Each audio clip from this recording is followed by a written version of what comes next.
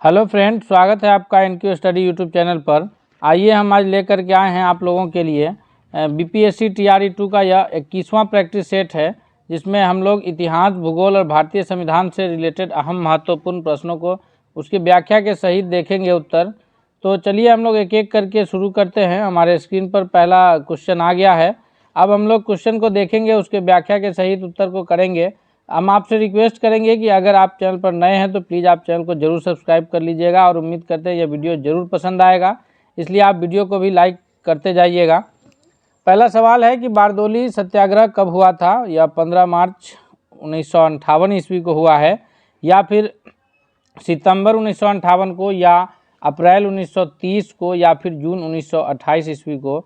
तो बारदोली सत्याग्रह जो है यह जून 1928 को हुआ था, अर्थात ऑप्शन नंबर डी जो है इस प्रश्न का सबसे करेक्ट आंसर है।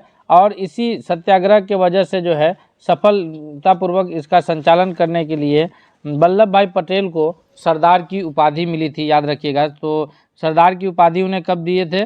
गांधी जी द्वारा जो उन्हें सरदार की उपाधि दी गई वह बारदोली सत्याग्रह के सफलता के बाद। अगले क्वेश्चन की ओर बढ़ते हैं हम लोग। नेक्स्ट क्वेश्चन देखते हैं। क्वेश्चन नंबर दूसरा है हमारे स्क्रीन पर कि निम्नलिखित में से किस विषय के क्षेत्र में हड़प्पा कालीन सभ्यता में विभिन्नता पाई गई है? हड़प्पा कालीन जो सभ्यता रही है तो उसमें इसमें से किस विषय में, चूँकि हड़प्पा कालीन जो सभ्यता है जिसमें सिंधु स्थल की खोज हुई है, मोहनजोदड़ो है, लोथल है, तो इन सभी स्थलों में जो विभिन्नता पाई गई है उसमें कौन से आधार पर विभिन्नता मिली है? वह नगर योजना के आधार पर थी, या ईंटों का जो आकार था जिसके घर बने थे उसके आधार पर था, या बांट एवं नाप प्रणाली के आधार पर विभिन्नताएं थी, या फिर घरों के आकार पर विभिन्नताएं थी? तो इसका जो सबसे करेक्ट आंसर है ऑप्शन नंबर डी है कि यह घरों के आकार के आधार पर जो है हड़प्पा कालीन सभ्यता में विभिन्नता पाई गई थी।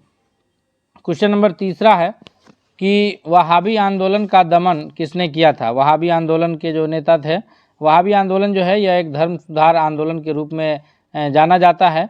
तो इसके जो नेतृत्व करता थे मौलाना इनायत अली और विलायत अली, उसके जो ये हैं इसका दमन करने का कार्य किसने किया है? या लॉर्ड एलिंगम प्रथम ने किया है, या फिर सर जॉन लॉरेंस ने किया है, या पैथिक लॉरेंस ने, या फिर लॉर्ड एलिंगन द्वितीय ने किया है? तो इसका जो वहाबी आंदोलन का दमन करने का जो श्रेय जाता है वो लॉर्ड एलिंगन प्रथम को जाता है, अर्थात तीसरा नंबर क्वेश्चन का जो सबसे करेक्ट आंसर है वह ऑप्शन नंबर ए के रूप में जाना जाएगा। चलते हम लोग अगले क्वेश्चन की ओर। नेक्स्ट क्वेश्चन है हमारे स्क्रीन पर। क्वेश्चन नंबर चौथा है कि अशोक के किस अभिलेख से यह उल्लेख है कि उसने लुम्बिनी गाँव के धार्मिक कर माफ़ कर दिए, यानी धर्म आधार पर जो वहाँ कर वसूले जाते थे उन्हें माफ़ कर दिया, और मालगुजारी के रूप में 8वां हिस्सा जो है तय किया? यह अशोक का शहबाज गढ़ी के अभिलेख से पता चलता है, या फिर रुक्मिणदेही अभिलेख से, या मानसेहरा से, या सारनाथ अभिलेख से? तो इसका जो सबसे करेक्ट आंसर है, चूँकि लुम्बिनी जो है जहाँ महात्मा बुद्ध की पैदाइश है, यहाँ महात्मा बुद्ध पैदा हुए थे, तो वहाँ जब अशोक वहाँ गए तो उन्होंने वहाँ के धार्मिक करों को माफ़ किया और मालगुजारी के रूप में जो है 8वां हिस्सा तय किया। यह जो पता चलता है, इसकी जो जानकारी मिलती है वह रुक्मिणदेही अभिलेख से मिलता है, अर्थात ऑप्शन नंबर बी जो है इस क्वेश्चन के लिए सबसे सही उत्तर के रूप में जाना जाएगा। अगला क्वेश्चन है कि दिल्ली सल्तनत का वह कौन सा प्रथम सुल्तान था जिसने शुद्ध अरबी सिक्के, टका और जीतल को जारी करवाया था? ये दिल्ली सल्तनत काल जो चला है यह 1206 ईस्वी से लेकर के 1526 ईस्वी तक का समय रहा है। अंतिम जो सुल्तान हुए हैं वो इब्राहिम लोदी, जिसे बाबर ने हरा करके मुगल साम्राज्य की स्थापना किया 1526 में।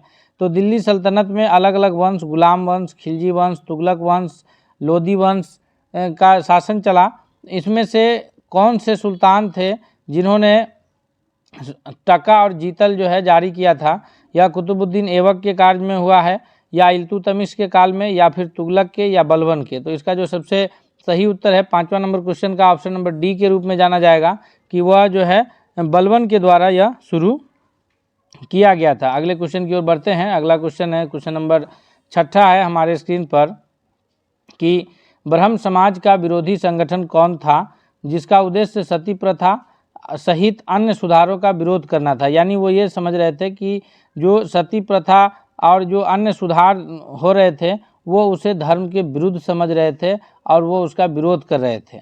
ब्रह्म समाज की स्थापना राजा राम मोहन राय के द्वारा किया गया था और ये जो है इनके प्रयास से सती प्रथा बैन हुआ। तो वो कौन था, ये उसके अगेंस्ट में कौन सी ये स्थापना किया गया जो इन सभी प्रथाओं का जो विरोध हो रहा था, तो वो इस विरोध का विरोध करते।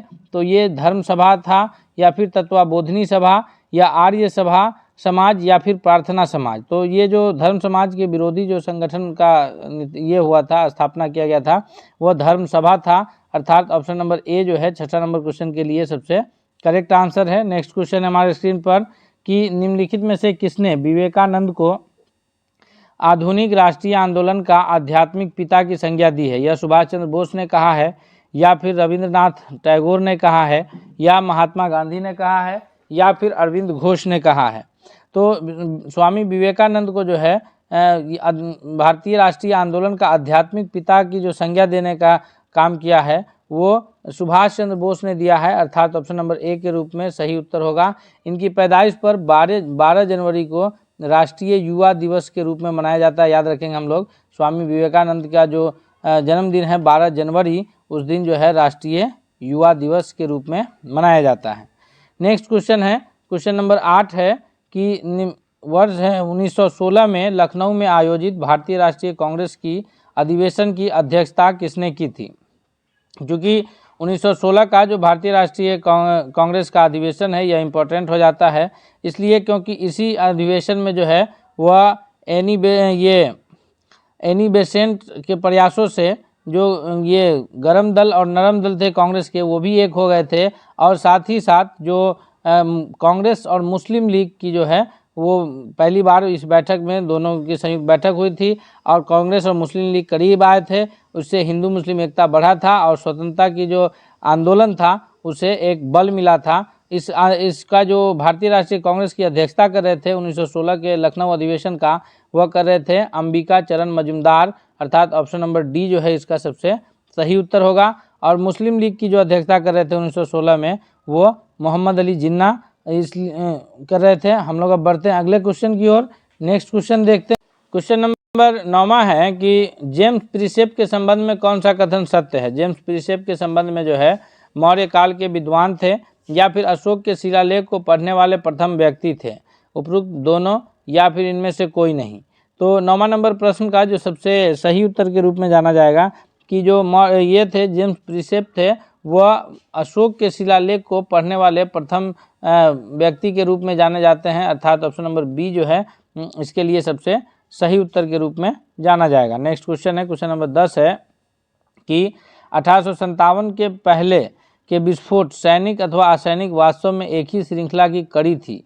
पहले पृथक पृथक उफान मिलकर 1857 का विस्फोट और फिर दावानल बन गया। यह कथन किसका है? तो ये जो कथन है अलेक्जेंडर डफ है या फिर आरसी मजूमदार यानी अंबिका चरण मजूमदार का है या फिर एसन सेन है या एरिक स्टोक्स का यह कथन है। तो इसका जो सबसे करेक्ट आंसर है ऑप्शन नंबर बी यानी यह आरसी मजूमदार जी का कथन है। नेक्स्ट क्वेश्चन की ओर बढ़ते हैं हम लोग। क्वेश्चन नंबर 11 है हमारे स्क्रीन पर कि कपास का उत्पादन सर्वप्रथम सिंधु क्षेत्र में हुआ, इसे ग्रीक या यूनान के लोगों ने किस नाम से पुकारा है? कॉटन के नाम से, सिंडन के नाम से या फिर रुई के नाम से या इनमें से कोई नहीं। तो 11वां नंबर क्वेश्चन के लिए जो सबसे सही उत्तर है कि कपास का जो उत्पादन सर्वप्रथम सिंधु क्षेत्र में हुआ, इसे ग्रीक और यूनान के लोगों ने सिंडन के नाम से पुकारा है, यानी ऑप्शन नंबर बी जो है इसका सबसे सही उत्तर है। हम लोग बढ़ते हैं अगले क्वेश्चन की ओर। इससे पहले हम आपसे रिक्वेस्ट करेंगे कि अगर आप अब तक चैनल पर नए हैं तो प्लीज़ आप चैनल को जरूर सब्सक्राइब कीजिएगा तथा साथ ही साथ बेल आइकन को दबाइएगा ताकि कोई भी वीडियो आए तो सबसे पहले आप तक पहुंचे। और अगर यह वीडियो पसंद आ रहा है तो इसे लाइक कीजिए और दोस्तों के बीच भी शेयर कीजिए ताकि सभी लोग इससे बेहतर फ़ायदा उठा सकें। क्वेश्चन नंबर 12 है कि बक्सर का युद्ध 1764 ईस्वी में अंग्रेजी सेना का नेतृत्व करने वाला निम्न में से कौन था? वो रॉबर्ट क्लाइव था या फिर वारेन हेस्टिंग था, हेक्टर मुनरो था या चार्ल्स आयर कूट था? तो 12वां नंबर प्रश्न का जो सबसे सही उत्तर है कि जो बक्सर का युद्ध हुआ था बक्सर में, जो कि बिहार में स्थित जगह है जहां 3 लोगों की सेना लड़ी थी, एक बंगाल के नवाब की सेना, उसके बाद जो है अवध के नवाब शुजाउद्दौला और फिर मुगल बादशाह की सेना। तो तीनों की सेना संयुक्त रूप से लड़ी और अंग्रेजी सेना से तीनों की सेना हार गई। बाद में जो है इलाहाबाद की संधि होती है 1765 ईस्वी में, और उसमें जो है बंगाल में वसूलने का ये अंग्रेजों को मिल जाता है। तो जो अंग्रेजी सेना का नेतृत्व कर रहे थे वो थे हेक्टर मुनरो, अर्थात इस नंबर क्वेश्चन का जो सबसे सही उत्तर होगा वो ऑप्शन नंबर सी के रूप में जाना जाएगा। क्वेश्चन नंबर 13 है हमारे स्क्रीन पर कि बंगाल का द्वैध शासन कब से कब तक चला था। बंगाल का द्वैध शासन से मुराद ये है कि बंगाल में जब अंग्रेजों की शासन शुरू हुई तो उसमें द्वैध शासन ये लगाया गया कि जो दीवानी के मामले थे वो अंग्रेजों के हवाले थे कि ज़मीन से रिलेटेड कोई भी मामला हो उस पर अंग्रेजों का अधिकार होगा, कहाँ से कितना कर वसूलना है ये सारा अंग्रेज करेंगे। और फौजदारी का जो मामला था, यानी आपस में अगर कोई झगड़ा झुगड़ी कर रहा है, कोई किसी प्रकार का कोई ये आपस में लोग झगड़ रहे हैं, तो वैसे मामले उस जगह जो नवाब बनाए थे वो देखते थे। तो इस प्रकार का द्वैध शासन चला। तो यह कब से कब तक यह शासन चला था? तो यह जो शासन चला है यह चला है 1765 से लेकर के 1772 तक, क्योंकि 1764 में बक्सर का युद्ध हुआ और उस बक्सर के युद्ध में जो है ये तीनों की संयुक्त सेना हार गई थी और इलाहाबाद की संधि हुई। उसके बाद अंग्रेजों को कर वसूलने का अधिकार प्राप्त हुआ। तो 1765 से लेकर के 72 ईस्वी तक ये जो है बंगाल में द्वैध शासन की व्यवस्था रही है। क्वेश्चन नंबर 14 है हमारे स्क्रीन पर कि युवा बंगाल आंदोलन के नेता कौन थे। युवा बंगाल आंदोलन, यंग बंगाल आंदोलन के जो नेता थे वो राजा राम मोहन राय हैं, या देवेंद्रनाथ टैगोर हैं, या फिर हेनरी विवियन ड्रोजियो हैं, या डेविड हेयर हैं। तो 14वां नंबर क्वेश्चन का जो सबसे करेक्ट आंसर है कि यह एक एंग्लो इंडियन समुदाय के सदस्य हैं, हेनरी विवियन ड्रोजियो, यानी ऑप्शन नंबर सी जो है करेक्ट आंसर होगा। युवा बंगाल आंदोलन के जो प्रमुख नेता हैं वो हेनरी विवियन एंड ड्रोजियो हैं। नेक्स्ट क्वेश्चन की ओर बढ़ते हैं। क्वेश्चन नंबर 15 है हमारे स्क्रीन पर कि निम्न में से किस हड़प्पा कालीन स्थल से युगल समाधान का साक्ष्य मिला है। जो युगल समाधान का साक्ष्य मिला है एक जोड़ी समाधान का, वो लोथल से मिला है, कालीबंगा से मिला है, बनवाली से मिला है, या फिर रंगपुर से मिला है। तो ये मिला है हड़प्पा कालीन स्थल में युगल समाधान का साक्ष्य वो लोथल से मिला है। ऑप्शन नंबर ए जो है यह करेक्ट आंसर है। लोथल जगह कहाँ है? तो यह गुजरात राज्य में जगह है। और यह किस नदी के किनारे है? तो यह भोगवा नदी के किनारे है। ऑप्शन नंबर बी में है कालीबंगा। कालीबंगा का जो अर्थ है वो काले रंग की चूड़ी होती है। और युगल समाधान जो है लोथल से मिला है। इस प्रश्न का सबसे सही उत्तर के रूप में है। अगले क्वेश्चन की ओर बढ़ते हैं हम लोग। नेक्स्ट क्वेश्चन है कि यह केवल डलहौजी के निर्माण कार्य, सड़क और तार ही थे जो उसने पंजाब में प्रशासन स्थापित किया था, उन्हीं के कारण अंत में विद्रोह शांत हुआ। यह 1857 के विद्रोह के बारे में कहा गया कथन है कि यह केवल डलहौजी के निर्माण कार्य यानी सड़क और तार जो पंजाब में प्रशासन स्थापित किया था उन्हीं कारण जो है अंत में विद्रोह शांत हुआ। तो यह कथन कौन कहा था? यह जॉन लॉरेंस का कथन है, या जेम्स आउटरम का कथन है, या टी.आर. होम्स का है, या फिर लॉर्ड विलेजली का है। तो इसका जो सबसे करेक्ट आंसर होगा 16वां नंबर क्वेश्चन का ऑप्शन नंबर सी है, यानी टी.आर. होम्स ने यह कथन कहा था। और लॉर्ड डलहौजी का जो शासनकाल रहा है उसमें जो है सबसे पहले रेलवे की शुरुआत हुई है। लॉर्ड डलहौजी के ही शासनकाल में डाक सेवा की शुरुआत हुई है। लॉर्ड डलहौजी के ही शासनकाल में 1854 में ये वुड्स डिस्पैच आया है। तो इस प्रकार लॉर्ड डलहौजी का जो शासनकाल है वो बहुत ही महत्वपूर्ण शासनकाल के रूप में जाना जाता है। लेकिन लॉर्ड डलहौजी जो है वो हड़प नीति के लिए भी मशहूर है कि वो हड़प नीति के तहत जो है तमाम वैसे राजे रजवाड़े परिवार की ज़मीन को हड़प लेते थे जिनके वंशज नहीं होते थे, उन्हें गोद लेने से मना कर दिया गया था। नेक्स्ट क्वेश्चन है, क्वेश्चन नंबर 17 है कि किसने जनता को 4 सूत्रीय संदेश स्वधर्म, स्वराज्य, स्वदेशी और स्वभाषा दिया था। यानी स्वधर्म अपना धर्म, स्वराज्य अपना राज्य यानी आज़ादी, स्वदेशी अपने देश का, और स्वभाषा अपनी भाषा। ये जो 4 सूत्री संदेश है यह ब्रह्म समाज ने दिया है, या फिर आर्य समाज ने दिया है, या वेद या फिर देव समाज ने दिया है। इसमें से किसने दिया है? तो इसका जो सबसे सही उत्तर है ऑप्शन नंबर बी है कि जो ये 4 सूत्री संदेश है स्वधर्म, स्वराज, स्वदेशी, स्वभाषा, यह आर्य समाज का कथन है। हम लोग बढ़ते हैं अगले क्वेश्चन की ओर। नेक्स्ट क्वेश्चन है, क्वेश्चन नंबर 18 है कि स्थानांतरणशील कृषि की शुरुआत सर्वप्रथम कहाँ से हुई है। तो यह प्रश्न भूगोल से रिलेटेड प्रश्न है। हम आपसे रिक्वेस्ट करेंगे कि अब हम लोग भूगोल से रिलेटेड प्रश्न करने जा रहे हैं, इसलिए अगर आप अब तक चैनल पर नए हैं तो प्लीज़ आप चैनल को सब्सक्राइब कर लीजिए तथा बेल आइकन को दबाइए ताकि कोई भी वीडियो आए तो सबसे पहले आप तक पहुँचे।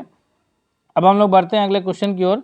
क्वेश्चन है कि स्थानांतरण कृषि जो शुरुआत है ये इंडोनेशिया में हुआ है, थाईलैंड में हुआ है, कांगो बेसिन में या फिर अमेजन बेसिन में। तो इसका जो सबसे सही उत्तर होगा 18वां नंबर क्वेश्चन के लिए ऑप्शन नंबर बी होगा कि यह जो है स्थानांतरणशील कृषि की जो शुरुआत है सबसे पहले थाईलैंड से हुई है।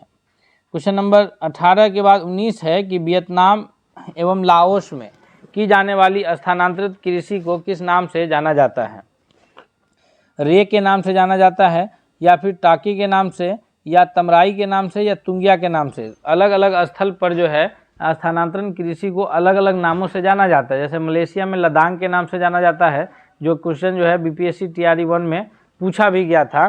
तो उसी तरह से लाओस और वियतनाम में स्थानांतरण कृषि को किस नाम से जाना जाता है?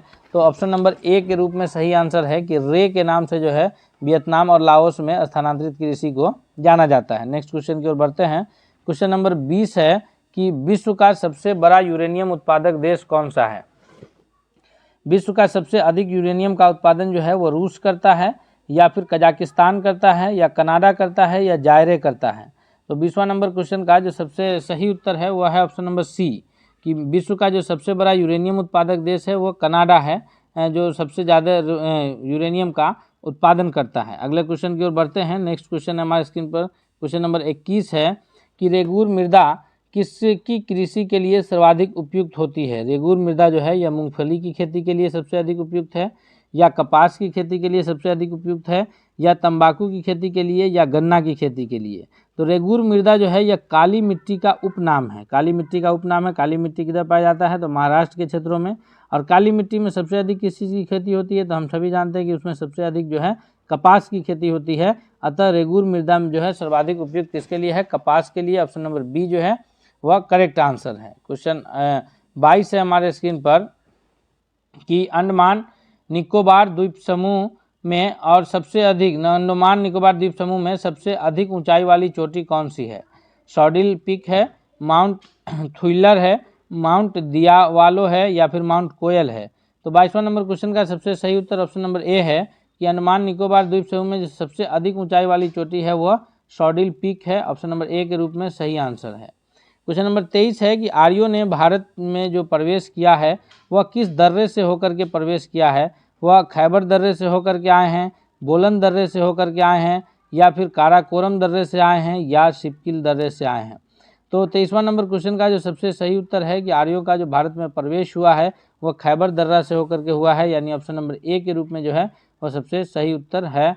अगले क्वेश्चन की ओर बढ़ते हैं। क्वेश्चन नंबर 24 है कि चंबल नदी किन राज्यों से होकर के बहती है? चंबल नदी का जो प्रवाह है वह उत्तर प्रदेश, मध्य प्रदेश, राजस्थान से है या मध्य प्रदेश, गुजरात, उत्तर प्रदेश से है या राजस्थान, मध्य प्रदेश, बिहार से है या गुजरात, मध्य प्रदेश, छत्तीसगढ़ से है? तो 24वां नंबर क्वेश्चन का जो सबसे सही उत्तर है ऑप्शन नंबर ए के रूप में जाना जाएगा कि वह उत्तर प्रदेश, मध्य प्रदेश, राजस्थान से होकर के प्रवाहित होती है। अगले क्वेश्चन की ओर बढ़ते हैं हम लोग। नेक्स्ट क्वेश्चन है क्वेश्चन नंबर 25 है कि टिहरी बांध निम्नलिखित में से किन दो नदियों के संगम पर स्थित है?